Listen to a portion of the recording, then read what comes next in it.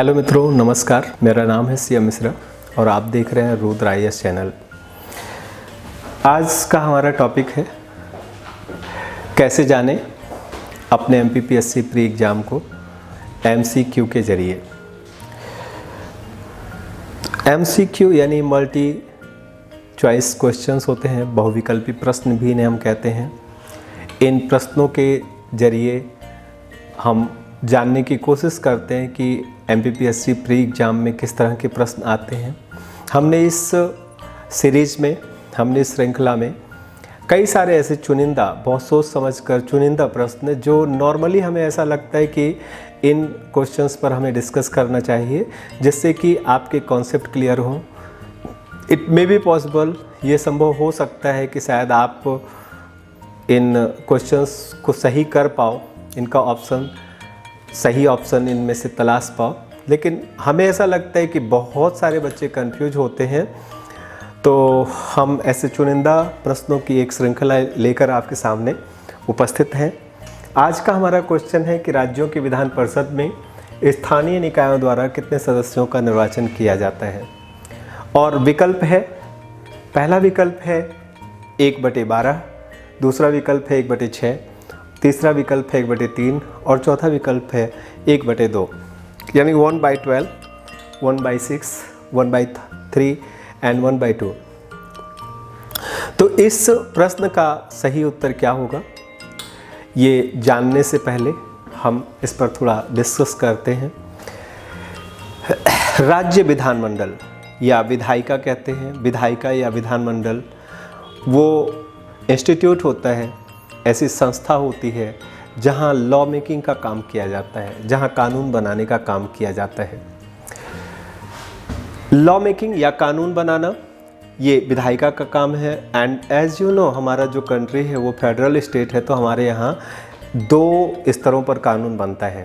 केंद्रीय स्तर पर कानून बनाने का काम संसद करती है और राज्य स्तर पर कानून बनाने का काम राज्य विधानमंडल या राज्य विधायिका करती है। हमारे भारत के कुल 6 स्टेट्स हैं, 6 राज्य हैं जहां बाईकैमरल लेजिस्लेचर या द्विसदनीय विधायिका है। बाईकैमरल लेजिस्लेचर है या द्विसदनीय विधायिका है। और बाकी 6 निकाल दिया जाए तो एज यू नो कि 28 स्टेट्स हैं टोटल, उसमें से 6 माइनस कर दीजिए तो 22 जो स्टेट्स हैं वहाँ यूनिकैमरल यानी एक ही सभा, एक ही हाउस है। अब जिन स्टेट्स में बाईकैमरल लेजिस्लेचर है वहाँ स्टेट लेजिस्लेचर या राज्य विधानमंडल का गठन बाईकैमरल जो सिस्टम में राज्य विधानमंडल का गठन एक governor plus upper house means legislative council यानी Vidhan Parishad and plus third assembly, legislative assembly यानी विधानसभा। इन 3 बॉडीज से मिलकर होता है जिसमें गवर्नर और बाकी 2 हाउसेस। एक हाउस को हम राज्य परिषद कहते हैं, राज्य विधान परिषद कहते हैं, और एक हाउस को हम राज्य विधानसभा कहते हैं। अब फर्स्ट ऑफ ऑल सबसे पहला जो प्रश्न यहाँ पर यह बनता है कि राज्य विधान परिषद ये कितने स्टेट्स में है। तो विधानसभा तो सभी राज्यों में है, 28 के 28 राज्यों में, और कुछ ऐसे भी संघ शासित क्षेत्र हैं जिन्हें राज्य का दर्जा नहीं दिया गया है, फिर भी वहाँ पर विधानसभा है। तो ऐसे राज्यों में हमारा Jammu and Kashmir, Pondicherry and Delhi NCR का जो स्टेट है, यूटी यूनियन टेरिटरी है, वहाँ भी विधानसभा के साथ वहाँ भी विधानसभा है। तो 28 एंड प्लस 3, तो हमारे देश में कुल विधानसभाओं की संख्या 28 + 3 यानी 31 हो जाती है। लेकिन अगर हम विधान परिषद यानी काउंसिल की बात करें तो देयर आर ओनली 6 स्टेट्स, केवल 6 राज्य ऐसे हैं जहां पर विधानसभा पाई जाती है। उन 6 राज्यों में एक हमारा पड़ोसी यानी मध्य प्रदेश का पड़ोसी उत्तर प्रदेश है, यूपी के साथ आप पेयर करके चलते हो हमेशा, जाने अनजाने में यूपी और बिहार। तो उत्तर प्रदेश के साथ साथ एक दूसरा स्टेट भी है बिहार, इन दोनों का पेयर आप बनाकर चलोगे। यूपी बिहार के बाद एक पेयर और ऐसा ही बहुत पॉपुलर है, आंध्र प्रदेश, एपी और प्लस आंध्र प्रदेश के साथ साथ तेलंगाना। तो आंध्र प्रदेश एंड तेलंगाना। और इसके अलावा एक पेयर आपको और बनाना है, महाराष्ट्र, MH महाराष्ट्र प्लस कर्नाटका। तो ये 6 स्टेट्स आपको याद रखने हैं, ये 6 राज्य आपको याद रखने हैं। इन 6 राज्यों में दोहरी विधायिका है, यानी दोहरा सदन पाया जाता है हमारे। बाकी सभी जो स्टेट्स हैं और यूटीज़ हैं उनमें यूनिकैमरल जो लेजिस्लेचर है, यानी एक सदनीय व्यवस्था पाई जाती है। अब नेक्स्ट जो हमारा अगला कंसर्न उठता है कि जिन राज्यों में, यानी जिन इन 6 स्टेट्स में बाईकैमरल है, वहाँ सबसे पहली चीज़ जो होती है कि ये विधान परिषदों का निर्माण कैसे होता है। फॉर्मेशन ऑफ लेजिस्लेटिव काउंसिल्स, ये जो फॉर्मेशन है या इसका एबॉलिशन मतलब उत्साधन, इसे ख़त्म करना है, एबॉलिश करना है, इसका एबॉलिशमेंट का मतलब क्या हो गया कि जिन स्टेट्स में विधान परिषदें बन चुकी हैं वहाँ अगर ज़रूरत हो, अगर ऐसा लग रहा हो तो ख़त्म कैसे होता है। तो ये दोनों काम किया जाता है पार्लियामेंट के द्वारा, ये दोनों काम किया जाता है संसद के द्वारा। लेकिन यहाँ इस बात का खास ख्याल रखना है कि ये फॉर्मेशन या एबोलिशन का जो प्रोसेस है वो स्टार्ट किया जाता है स्टेट लेजिस्लेटिव असेंबली द्वारा, यानी उस राज्य की विधानसभा द्वारा। तो जब किसी राज्य की विधानसभा को ऐसा लगता है, एक एग्जाम्पल से इसे समझेंगे। मान लीजिए हमारा मध्य प्रदेश है, मध्य प्रदेश राज्य में अगर हमारे विधानसभा सदस्यों को या हमारी सरकार को ऐसा लगता है कि यहाँ भी विधान परिषद होनी चाहिए, तो मध्य प्रदेश राज्य की जो विधानसभा है उस विधानसभा में एक प्रस्ताव लाया जाएगा, एक रिजोल्यूशन लाया जाएगा।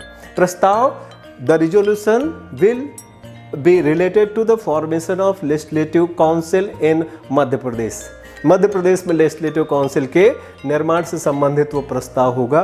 तो वो प्रस्ताव जब सभा में, सदन में रखा जाएगा तो that resolution should be pass with the special majority. Special majority का मतलब क्या हो जाता है, टोटल मेंबरशिप का मोर देन हाफ, यानी कुल सदस्य संख्या का आधे से अधिक, और उपस्थित और मत देने वाले सदस्यों का 2/3 बहुमत से यदि ये रिजोल्यूशन पास कर दिया जाता है तो इसके बाद with help of governor of that state, उस राज्य के गवर्नर के जरिए ये भेजा जाता है यूनियन को।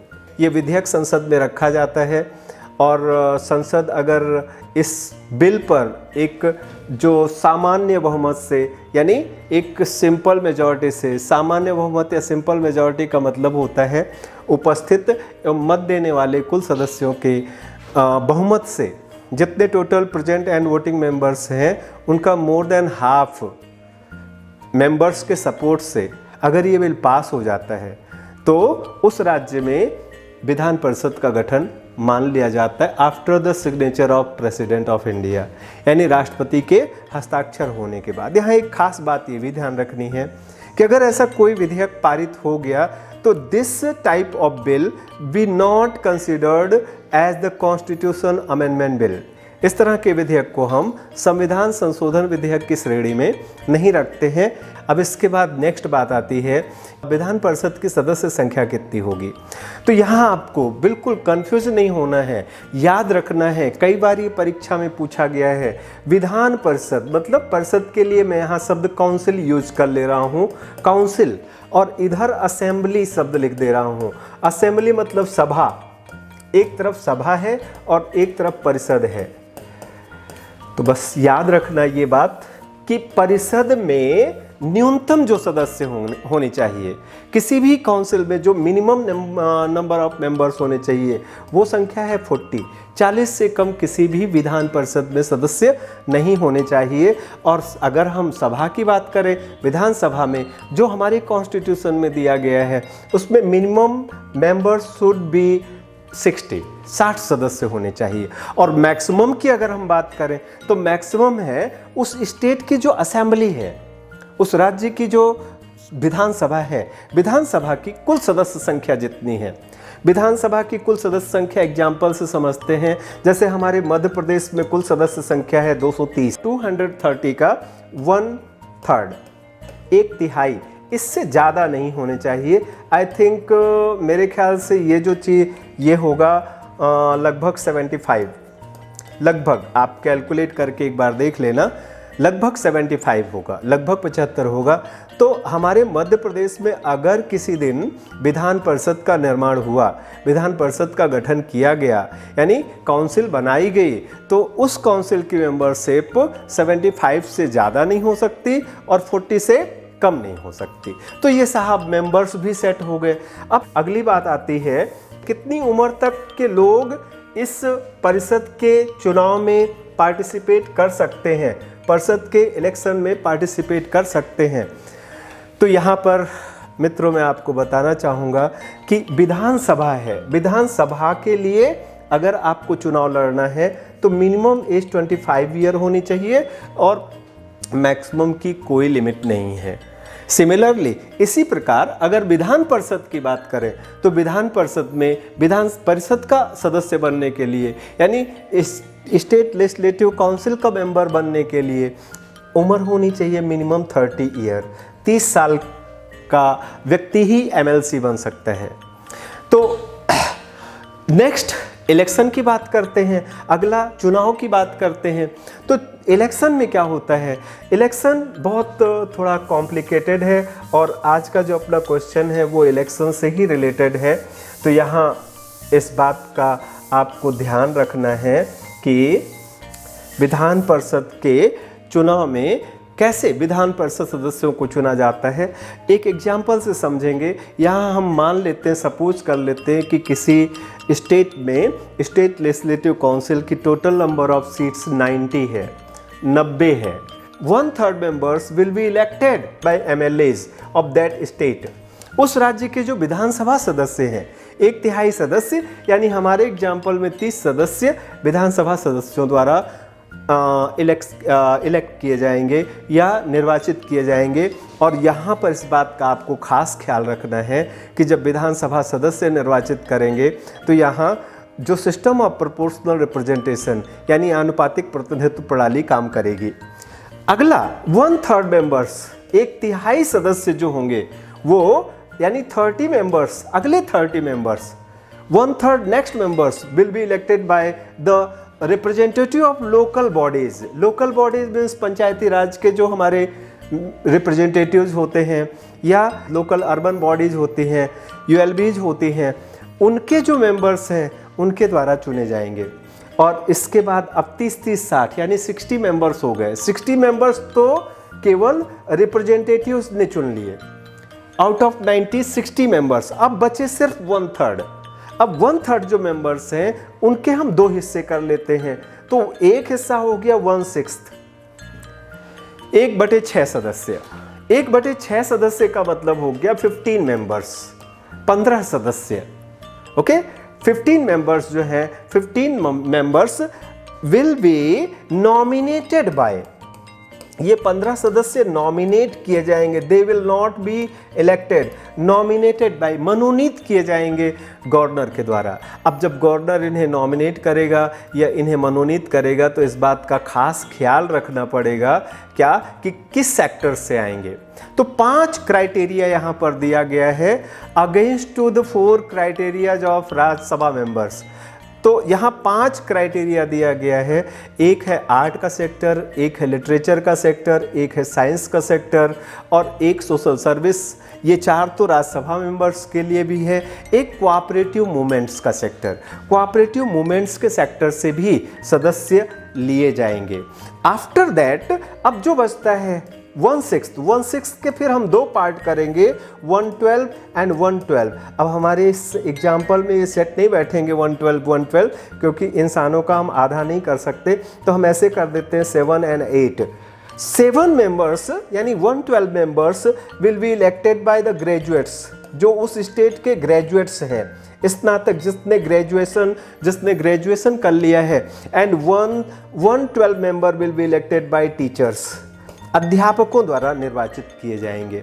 तो अगली बात आती है कि इन सदस्यों का कार्यकाल, तो राज्यसभा के मेंबर्स की तरह, राज्यसभा के सदस्य की तरह ये इनके सदस्यों का कार्यकाल भी, तो जहाँ तक रही बात कार्यकाल की, तो राज्यसभा के सदस्यों की तरह विधान परिषद के सदस्यों का कार्यकाल भी 6 इयर्स का होता है। और राज्यसभा की तरह, केंद्र में राज्यसभा की तरह स्टेट में विधान परिषद भी एक परमानेंट हाउस है, that can not be dissolve, जिसका कि विघटन नहीं हो सकता है। अगर हम कंपेयर करें कि विधानसभा और विधान परिषद में क्या डिफरेंस है, तो बहुत सारे डिफरेंसेस हैं, बहुत सारी इक्वलिटीज़ हैं। मैं उन पर नहीं जाऊंगा और आपका टाइम नहीं बर्बाद करूंगा। मैं यहाँ बहुत सिंपल सी 2 बातें जो आपको ध्यान में रखनी है कि जैसे आपने राज्यसभा में पढ़ा है कि money bill can not be present in Rajya Sabha, ठीक उसी तरह से जो मनी बिल है, धन विधेयक है, that can not be introduce इन विधान परिषद, यानी उसे विधान परिषद में प्रख्यापित नहीं किया जा सकता है या प्रस्तुत नहीं किया सकता। एक बात हो गई। और दूसरी बात है, दूसरी सबसे इम्पॉर्टेंट बात है इस लेक्चर की, आज के क्लास की सबसे इम्पॉर्टेंट बात है, आप ध्यान से इस बात को सुनना और समझना कि अगर हम नॉर्मल बिल की बात करें, एक सामान्य विधेयक की बात करें, तो सामान्य विधेयक में वो विधेयक जो विधानसभा ने पास कर दिया, जिस विधेयक को विधानसभा ने पारित कर दिया, सभा से पारित होने के बाद अगर वो विधेयक परिषद के पास जाता है, परिषद के पास जाता है, तो परिषद can hold that bill for a maximum period of 90 days. तो परिषद उसे अधिकतम 90 डेज या 3 मंथ्स के लिए, 3 महीने के लिए ही अपने पास रोक सकती है। ये राज्यसभा में ऐसा प्रोविज़न नहीं है। राज्यसभा उसे कितने समय तक के लिए भी अपने पास होल्ड कर सकती है, अपने पास सीज कर सकती है। लेकिन यहाँ विधान परिषद के केस में विधान परिषद विधानसभा के किसी भी बिल को, विधानसभा के किसी भी विधेयक को 3 महीने से ज़्यादा समय के लिए होल्ड नहीं कर सकती है। और अगर 3 महीने में उसने अपने रिकमेंडेशन के साथ विधानसभा को रिटर्न नहीं किया बिल, तो वो बिल पास हुआ माना जाएगा। अच्छा, अगर उसने रिटर्न कर दिया तो अगेन विधानसभा उन रिकमेंडेशंस को कंसीडर करके फिर विधान परिषद के पास वो बिल भेजती है। तो अब सेकेंड टाइम में अगर बिल फिर से रिटर्न होकर के विधान परिषद के पास आता है, तो अब ओनली 30 डेज है। 30 डेज के भीतर विधान परिषद को या तो उसको अप्रूव करना है, और नहीं तो अगर डिसएग्री है तो विधानसभा को वापस कर देना है, विदाउट और विद रिकमेंडेशंस। और विधानसभा की अब यहाँ इच्छा होगी कि वो उन रिकमेंडेशंस पर कंसीडर करे या ना करे, या डायरेक्ट उसे। तो मित्रों, मुझे लगता है ये टॉपिक आपको अच्छे से समझ में आ चुका होगा, और आप इस लेक्चर से ये भी समझ चुके होंगे कि what are the basic differences between state legislative council and state legislative assembly. अगर आपको हमारा ये प्रयास पसंद आया तो प्लीज़ हमें लाइक, सब्सक्राइब और हमारे जो वीडियोज़ हैं उनको ज़्यादा से ज़्यादा शेयर करें, और अपना जो कीमती कमेंट है वो हम पर, चाहे अच्छा हो चाहे बुरा हो, वो नीचे कमेंट बॉक्स में अवश्य छोड़ें। इसी के साथ हम आज इजाज़त चाहेंगे। धन्यवाद। जय हिंद, जय भारत।